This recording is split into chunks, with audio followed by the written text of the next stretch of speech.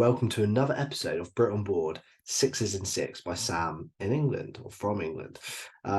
Please, before I start, like, subscribe, share wherever you're watching or listening to this, please. It means a lot to me to grow the channel.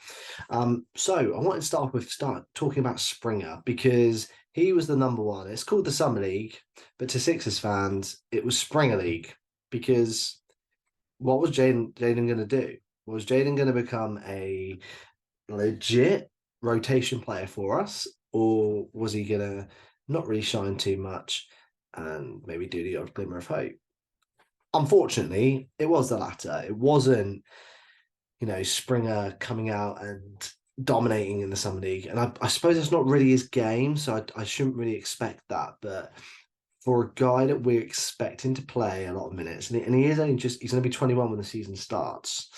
Or 22. But he's he's still a young player, got potential, obviously. He looked really good against the Hawks the other day, but didn't look so great against the Clippers and the Grizzlies. Yeah, it just wasn't really there. Smith and Council have been getting some love, so it's nice to see that. And I think, they're probably all three of those players are probably going to be between the G League and the Sixers at points this season, probably going to be kept over summer in summer camps and the training camps and pre-season games and things like that.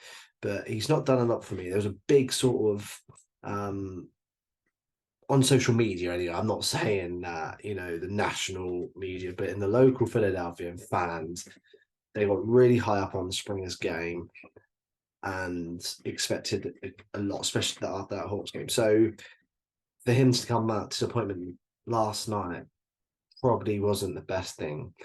And that's why I wanted to wait for the video, because I could have overreacted to that quite easily. And I was willing to, but I thought I'd wait. And I thought if he does it again, then I'm going to say he's a real deal. So yes, Springer, unfortunately for me, still the jury's still out there for him, whether he can play some serious minutes or not as part of the rotation.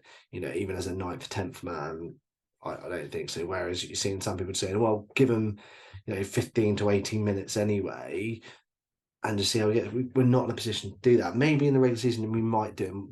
I think this year we're going to rest Embiid a lot more, and probably Harden if he stays, which I'll touch on in a minute.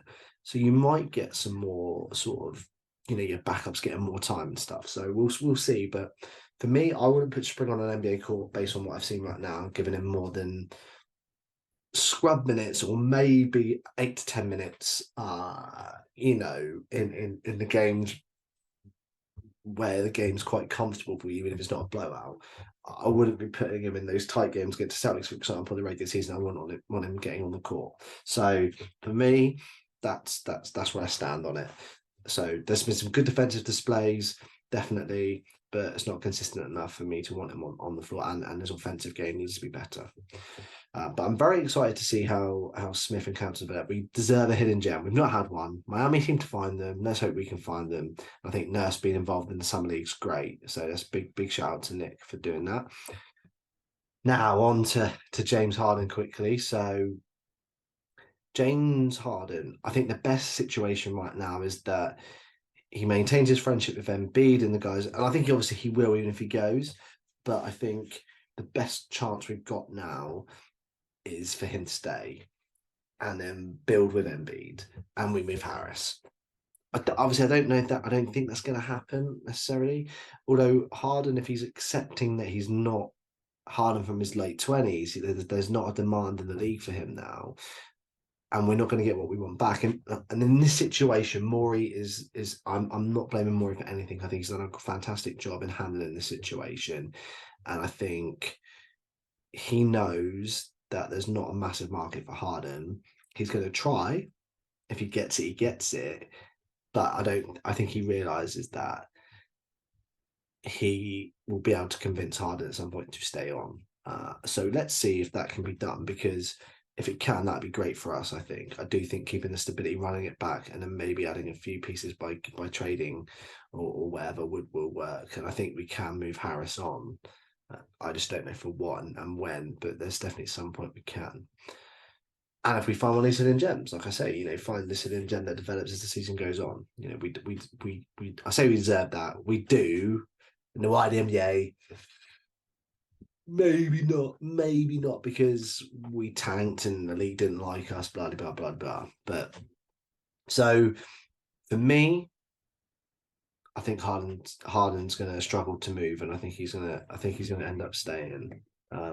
Not completely convinced by it. I'm at 60-40 on it. I'm in favour of him staying, whereas a couple of weeks ago I was the opposite. But I'm 60-40. I think every week that goes by, it goes up a couple of percent. As for free agency, there hasn't been loads. There hasn't been loads. I'm glad Beaver staying. Great. I'm glad he's staying. Sad to see Niang go in a way, but that money, not for me. And Shake Milton, I'm not his biggest fan, and I never was, never will be. But for that, Shake, for what he went for, I would have kept him, to be honest with you. I thought he got paid more initially when he left, but the contract wasn't that bad. So actually, I would have kept him, to be honest with you. I wouldn't pay him a lot because I don't think he's a great player, but he's someone I would have kept on at the payment he got. But I think he knew he was going to get a better chance elsewhere and more game time and more chance to sort of develop at last bit. He's at his, it's his final chance. He's, hitting his late 20s.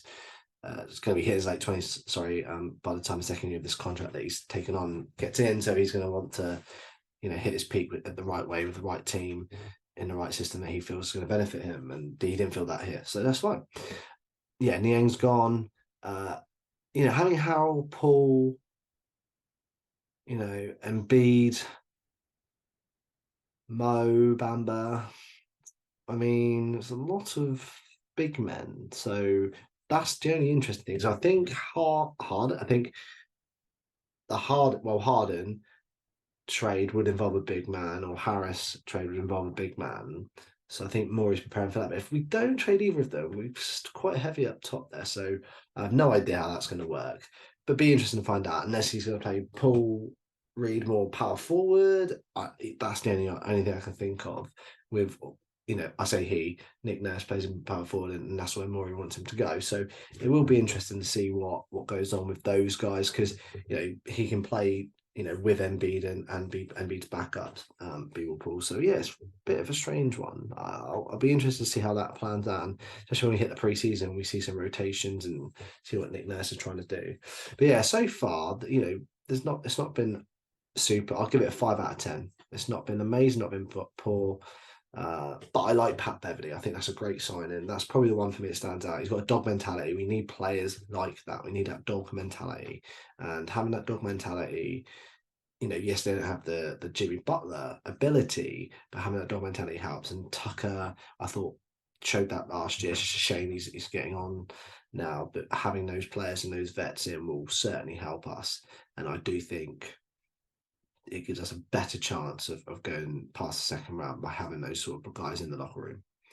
But that's so far. Let's see what happens in the next couple of weeks with the trade. Like I say, every week that goes on, the percentage gets higher for me. That Harden stays, and we might see a trade involving Harris rather than Harden.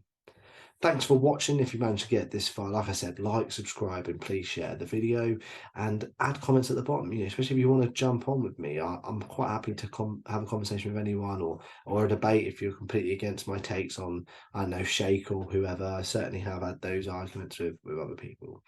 Thanks for watching. Have a great evening or day, depending on when you're watching this, and enjoy the weekend. I've just watched an amazing Phillies game. Phillies was coming back. Harper just owns the Padres, and so does Kyle, by the sounds of both of them back to back. Just getting those runs in late in the eighth was there. So great win by the Phils as well. Thanks.